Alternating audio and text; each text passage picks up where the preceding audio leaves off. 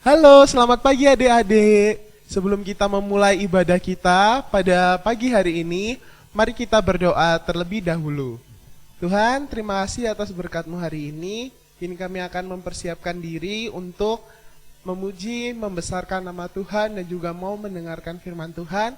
Kiranya Tuhan tolong agar pada pagi hari ini kami diberikan fokus yang baik untuk datang ke hadirat Tuhan untuk memuji dan membesarkan nama Tuhan. Terima kasih Tuhan Yesus, haleluya, amin. Oke, adik-adik sekalian, kita perkenalan dulu ya. Hari ini kita akan bernyanyi bersama dengan Koko Albert, lalu ada Sheila dan Kalista. Oke, mari kita nyanyikan lagu yang pertama.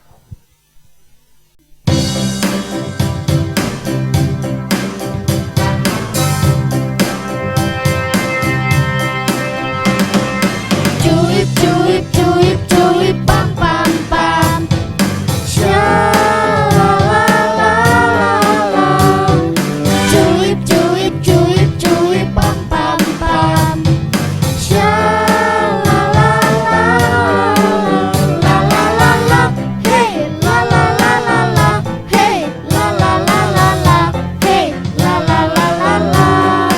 La-la-la. Kita yang dibenarkannya karena iman. Kita hidup dalam kasih-Nya, kasih Allah kepada kita. Cuip cuip cuip cuip pam pam pam.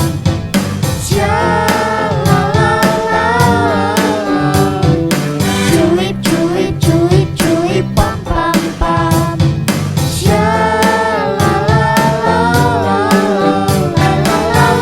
Hey la la la la la.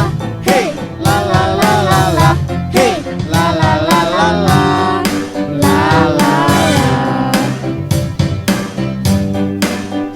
Kita yang dibenarkannya karena iman. Kita hidup dalam kasih-Nya, kasih Allah kepada kita. Cuip cuip cuip cuip pam pam pam. Sha-la-la-la-la. Cuip cuip cuip cuip pam pam pam. Sha-la-la-la-la-la-la-la. Hey la-la-la-la-la. Hey la-la-la-la-la. Hey la-la-la-la-la. La-la-la.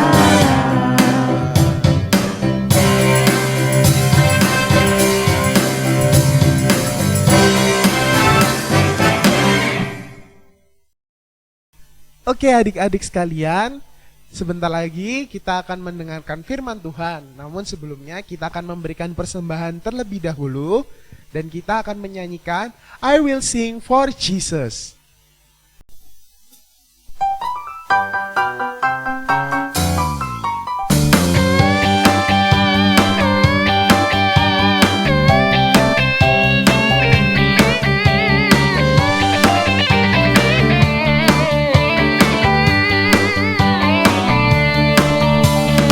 I will sing for Jesus.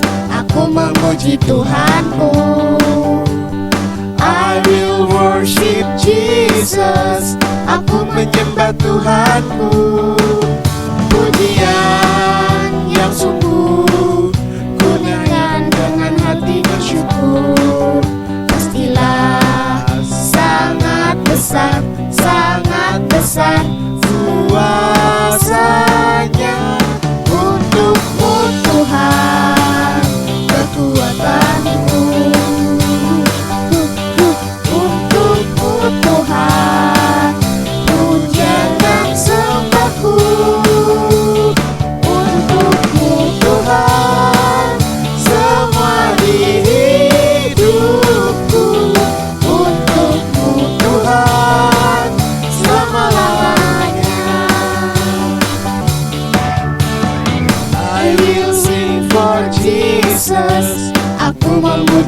Tuhanku. I will worship Jesus. Aku menyembah Tuhanku. Pujian yang sungguh ku naikkan dengan hati bersyukur. Pastilah sangat besar, sangat besar kuasanya.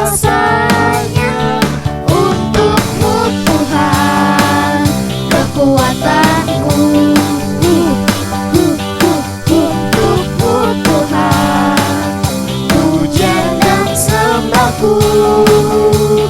Untukmu Tuhan semua di hidupku. Untukmu Tuhan selama-lamanya.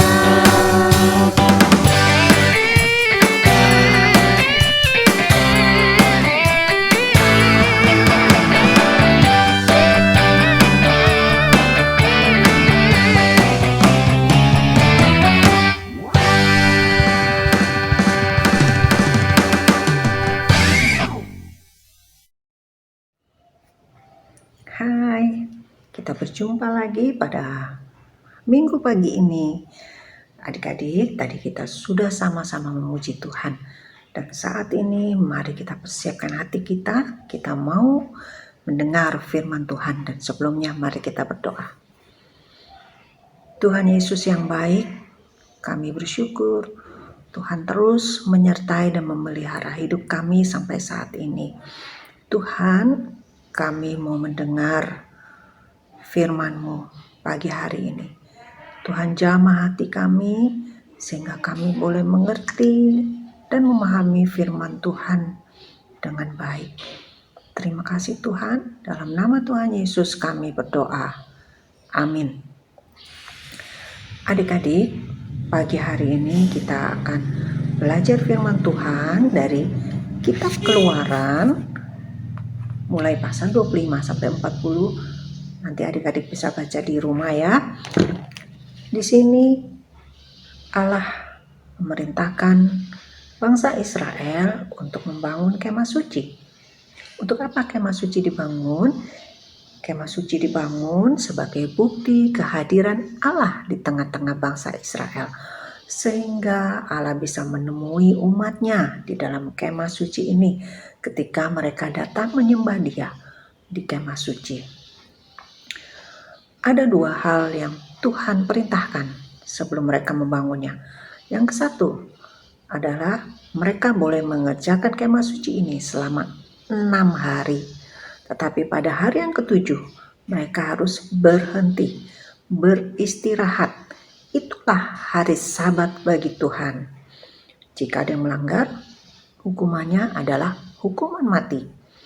Kedua, Tuhan memerintahkan bangsa Israel agar mereka boleh membawa persembahan yang mereka miliki untuk dibawa untuk membangun kemah suci ini.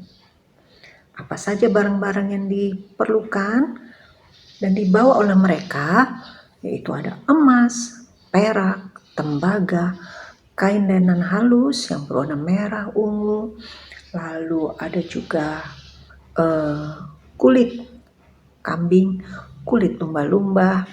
Itulah yang diperlukan.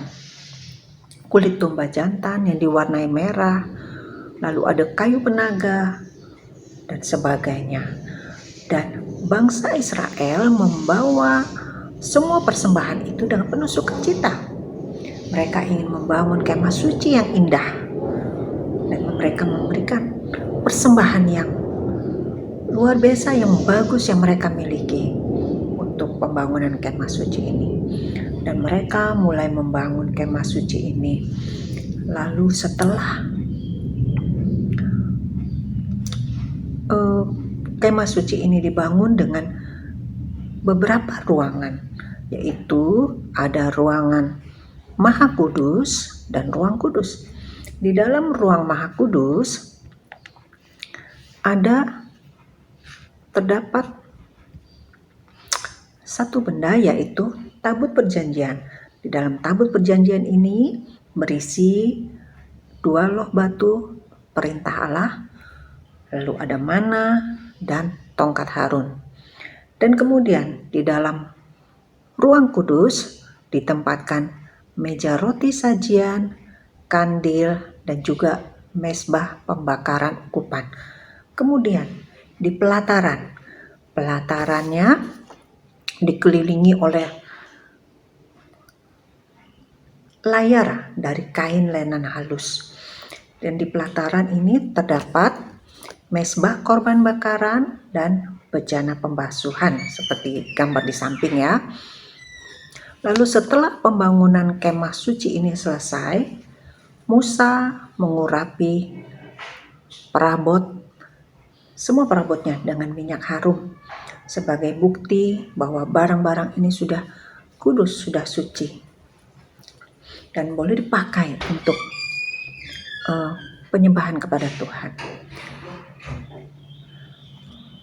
Lalu setelah semuanya, Musa memakaikan Harun yang diangkat sebagai imam besar, imam yang tertinggi dari bangsa Israel, dengan jubah yang indah yang sudah ditentukan oleh Allah.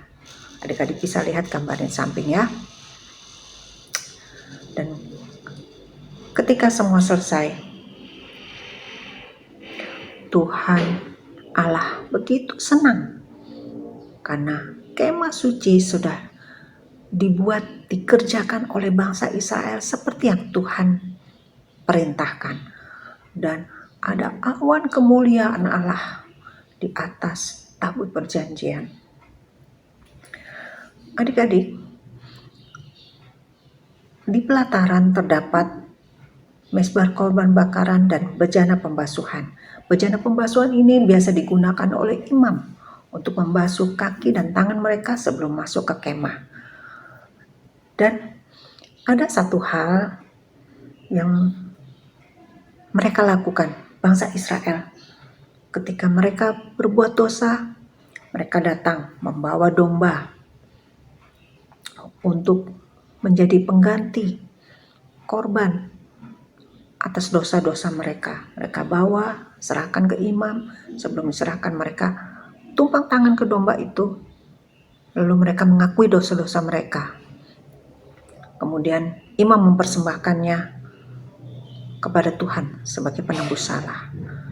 Tetapi adik-adik, manusia tetap berdosa. Lantas apa yang dilakukan? Domba ini adalah sebagai gambaran Tuhan Yesus yang datang ke dunia. Tuhan Yesus yang sudah menggantikan kita sebagai orang berdosa yang seharusnya mati. Tuhan yang sudah mati di kayu salib menebus dosa kita manusia. Sehingga kita, orang-orang yang percaya kepada Yesus sebagai Tuhan dan Juru Selamat, boleh diselamatkan dan menerima hidup kekal. Lantas bagaimana dengan kita? Sebagai anak-anak Tuhan, kita bersyukur karena Tuhan sudah menebus kita. Apa yang kita lakukan? Kita harus, sebagai ungkapan syukur kita, mari kita berdoa kepada Tuhan. Kita memuji Tuhan dengan sungguh-sungguh, mendengar firman Tuhan dengan sungguh-sungguh. Itu yang menyenangkan hati Tuhan. Lalu apalagi? Kita boleh membawa persembahan kita kepada Tuhan dengan sukacita. Dan kita mau mengabarkan keselamatan yang dari Tuhan kepada orang-orang di sekitar kita.